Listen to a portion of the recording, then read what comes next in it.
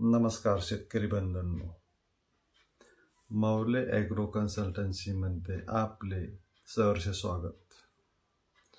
आज आपण बघूया एप्रिल छाटणीनंतर कीड व्यवस्थापन कसे करायचे आणि थोडक्यात प्राथमिक खत नियोजन बघूया। तर सुरुवात करूया। सुरुवात करण्या पहिले मी एक आपल्याला विनंती करतो की आपण हा व्हिडिओ बघताना सबस्क्राइब करणे गरजेचे आहे। सबस्क्राइब आणि बेल आयकॉन दाबायला अजिबात विसरू नका। यामुळे माझे जे नवीन व्हिडिओ येतील ते आपल्यापर्यंत पोहोचेल। तर चला बघूया आपण कीड व्यवस्थापन। एप्रिल छाटणीनंतर मुख्यतः 4 किडी आपल्याला त्रास देतात। 1 मिलीबग, 2 उडद्या, 3 थ्रिप्स आणि 4 अळी। मुख्यतः हेच 4 किडी आपल्याला त्रास देतात। तर आपण एक एक करून आपण त्याचं व्यवस्थापन कसं करायचं ते बघूया। छाटणी झाल्या आपण खोड ओलांडे हे क्लोरोफायरिफॉस प्लस सायपरमेथ्रिन असं मिश्रण असलेलं एक हमला या नावाने औषध मिळते। हे एकास एक प्रमाण घेऊन खोड ओलांडे धुणे गरजेचे आहे। यामुळे जे सालीच्या आड मिलीबगचे पुंजके असेल, मिलीबगची अंडी असेल, मिलीबग असेल, तो त्याचा नायनाट होईल। तसेच पुढे जाऊन ज्यावेळेस द्राक्षबाग फुटवे फुटतात, थोडे छोटे फुटे कापसलेली अवस्था असते, त्यावेळेस उडद्या आपल्या द्राक्षबागेवर अटॅक करतो। आपले ते फुटवे खात असतो, द्राक्षबागेचे फुटवे खात असतो। काही ठिकाणी काही द्राक्षबागेत तर खूप मोठ्या प्रमाणात अटॅक होतो उडद्याचा, की शेतकऱ्याला लक्षात पण येत नाही की हे काही गल्ल्या, 2 गल्ल्या, 3 गल्ल्या हे फुटतच नाहीये। तर तिथे काही ठिकाणी मोठ्या प्रमाणात उडद्याचा अटॅक होऊन ते फुटवे कापसलेल्या अवस्थेतच खाऊन घेतलेले असतात। तर उडद्यासाठी आपण थोडे कुठं तरी आपल्याला असं थोडे फुटवे दिसायला लागले तर अल्फामेथ्रिन 150 ते 200 मिली 200 लिटर पाण्यासाठी याप्रमाणे फवारणी घ्यावी। ही फवारणी घेताना रात्रीच्या वेळेस घेतलीस म्हणजे साधारण 6 नंतर ते 9, रात्री 6 ते 9 दरम्यान जर घेतली तर फायदेशीर असतं। त्यावेळेस उडद्या मोठ्या प्रमाणात आपल्या द्राक्षबागेवर दिसत असतो। उडद्यासाठी द्राक्षबागेत चक्कर मारल्यानंतर आपल्याला लगेच उडद्या लक्षात येतो। रात्रीच्या वेळेस लवकर लक्ष येतो आणि अल्फामेथ्रिन एकदा मारल्यानंतर 2 दिवसांना परतही फवारू शकता। फुटवे चांगले वरती आल्यानंतर साधारण बऱ्यापैकी 70-80% कापसलेले असतील तेव्हा मात्र सुपर कॉन्फिडर 22 आणि मेटॅडोर किंवा कराटे असं औषध घेऊन फवारणी घ्यावी। मेटॅडोर किंवा कराटे साधारण 200 लिटर प्रमाणासाठी मी पीसी प्रमाण सांगणार, हे 200 लिटर पाण्यासाठी प्रमाण सांगणार आहे। 22 200 ते 250 gram, super Confidor 100 milli, Matador किंवा कराटे 100, 150, 200 प्रमाणात घेऊ शकता। एक गोष्ट क्लिअर करून देतो, मी जे काही औषधांची नाव घेईल हे बऱ्यापैकी ब्रँडेड नाव आहे, जे सर्वांना माहिती आहे। परंतु असं नाही की हे औषधं घेतले पाहिजे। तुम्ही याच कंटेन असलेले दुसऱ्याही कंपनीचे औषध घेऊ शकता, परंतु ती फक्त कंपनी स्टँडर्ड असली पाहिजे हे गरजेचे आहे। त्या औषधाचे रिझल्ट मिळण्यासाठी आपल्याला स्टँडर्ड औषध घ्यायचे आहेत, जेनरिक औषधं घ्यायची नाही। तसं मी प्रत्येकाला आपलं शेड्यूल देणारच आहोत। त्या शेड्यूलमध्ये मी पूर्ण नमूद करेल कुठलं औषध घ्यायचं कुठलं नाही। तर उडद्यासाठी दुसरा स्प्रे राहील आपला कॉन्फिडर, सुपर कॉन्फिडर, मॅटाडोर 22 हे बुरशीनाशक आहे.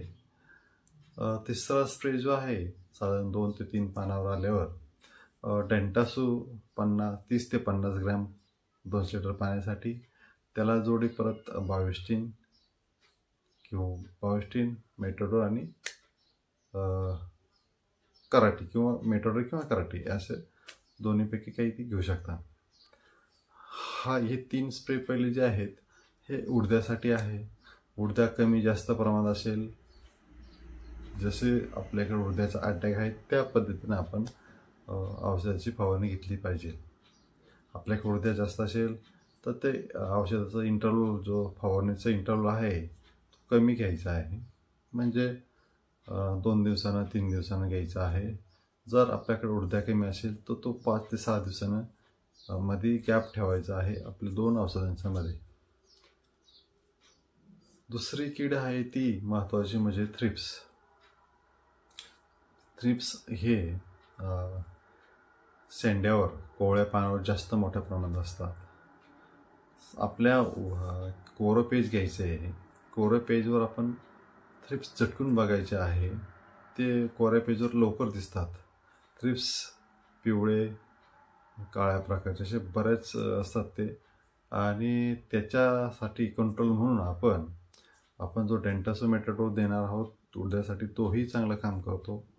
आणि त्याच्यानंतर आपण एक प्रोक्लेम साधारण 200 लिटर पाण्यासाठी 75 ग्रॅम, मेटाडोर 100 किंवा 150 मिली फवारणी घेतली, त्याचाही चांगला फायदा होतो. थ्रिप्स कंट्रोल होतात. सपकेंच्या अगोदर किंवा सपकेंच्या नंतर कुठे जर ढगाळ वातावरण राहिलं तर साधारण त्यावेळेस पण अळी तयार होते. लष्कर अळीचे अंडे दिसतात छोटे छोटे छोटे. ते अळीचे तिथं कंट्रोल करण्यासाठी प्रोक्लेम ॲबामॅक्टिन, प्रोक्लेम मेटाडोर अशा पद्धतीने आपण फवारणी घेऊ शकतात. ही फवारणीचं अंतर, फवारणी ही सायंकाळीच घेतली गेली पाहिजे. उन्हाची फवारणी घेतल्यास फायदा होणार नाही. आपण मिलीबग शेवट बघूया. आपण उडद्या बघितला, थ्रिप्स बघितलं, अळी बघितली.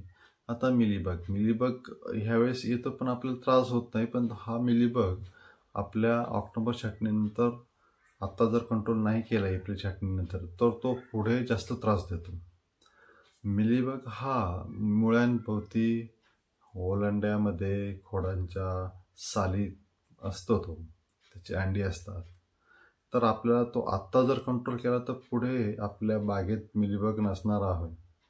आपण त्यासाठी ज्या वर्षी पावसाळा जास्त असतो, जास्त दिवस पाऊस चालतो, त्या वर्षी निसर्गातच वर्टिसिलियम नावाची बुरशी असते, विव्हरिया नावाची बुरशी असते, मेट्रायझम, हे जे आहेत ही किडींवर जगणारी बुरशी आहेत. ही जास्त वाढली तर मिलीबग, तुमचं थ्रिप्स, खोडकिडा हा कंट्रोलमध्ये येतो. तर आपण मिलीबग कंट्रोल करण्यासाठी काही ड्रेंचिंग पण दिले आहेत शेड्यूलमध्ये, त्याचाही वापर करावा. तसेच बायोलॉजिकलमध्ये आहेत बोर्डोच्या फवारणी झाल्यानंतर मेट्रायझम, बिव्हरिया, व्हर्टिसिलियम ह्या ज्या बुरशी आहेत ह्या दुकानामध्ये मिळतात. ह्याची फवारणी घेणे गरजेचे आहे. ही फक्त घेताना चांगल्या स्टँडर्ड कंपनीच्या बुरशी घ्यायची आहे आणि ती फवारणी करायची आहे.